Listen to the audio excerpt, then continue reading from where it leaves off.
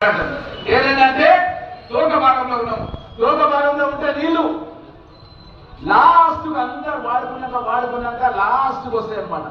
మరి లాస్ట్ వచ్చినప్పుడు మనం ఏం చేయాలి? ఒక్క సోర్స్ కాదు, 3 సోర్సులు పెట్టుకోవాలి.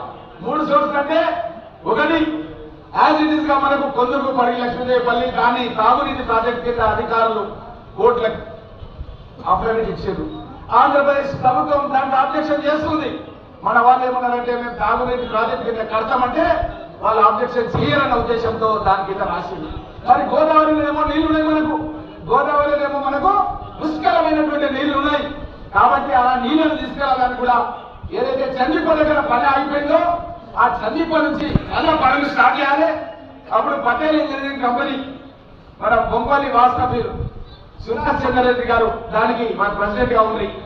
ఆ కంపెనీలో అతను వరుసగా ఆపేయమంటే అదేవిధంగా ట్రాన్స్ఫర్ ఇండియాకి పరిగి కాలువ పేరు మీద 1100 కోట్ల రూపాయలు ఆర్డర్ ఇచ్చారు.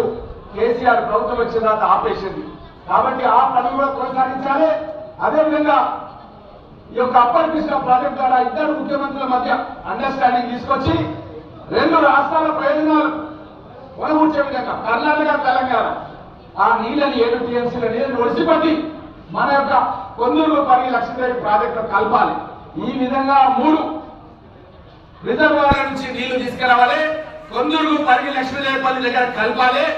ఇది మన రాష్ట్రంలోనే కాంగ్రెస్ పార్టీ నాయకులే కొట్లాడినరు. అది కూడా ముఖ్యంగా ఈ ప్రాంతానికి సంబంధించిన శంకరన్న గాని రామ్మోహన్ రెడ్డి అన్న గాని ఆ రోజు నీళ్ల కోసం కొట్లాడినందుకే ఈ రోజు కేపీ లక్ష్మీదేవిపల్లి రిజర్వాయర్ కు శంకుస్థాపన జరుగుతా ఉన్నది.